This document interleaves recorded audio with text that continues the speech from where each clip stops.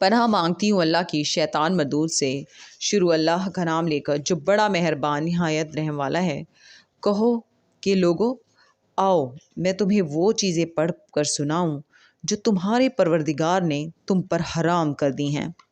ان کی نسبت اس نے اس طرح ارشاد فرمایا ہے کہ کسی چیز کو اللہ کا شریک نہ بنانا اور ماں باپ سے بدسلوکی نہ کرنا بلکہ حسن سلوک کرتے رہنا اور ناداری کے اندیشے سے اپنی اولاد کو قتل نہ کرنا، کیونکہ تم کو اور ان کو ہم ہی رزق دیتے ہیں، اور بے حیائی کے کام ظاہر ہوں یا پوشیدہ ان کے پاس نہ بھٹکنا، اور کسی شخص کو جس کے قتل کو اللہ نے حرام کر دیا ہے قتل نہ کرنا مگر جائز طور پر، یعنی جس کا شریعت حکم دے۔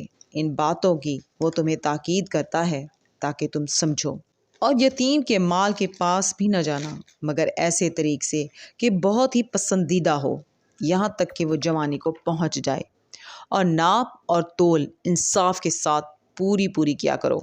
ہم کسی کو ذمہ دار نہیں بناتے مگر اس کی طاقت کے مطابق، اور جب کسی کی نسبت کوئی بات کہو تو انصاف سے کہو، گو کہ وہ تمہارا رشتہ دار ہی ہو، اور اللہ کے عہد کو پورا کرو۔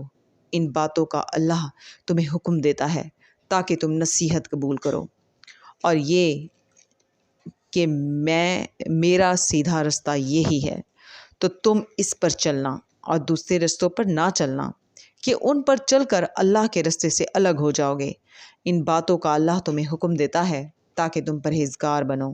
ہاں پھر سن لو کہ ہم نے موسیٰ کو کتاب عنایت کی تھی تاکہ ہم ان لوگوں پر جو نیکوکار ہیں نعمت پوری کر دیں، اور اس میں ہر چیز کا بیان ہے اور ہدایت ہے اور رحمت ہے، تاکہ ان کی امت کے لوگ اپنے پروردگار کے روبرو حاضر ہونے کا یقین کریں۔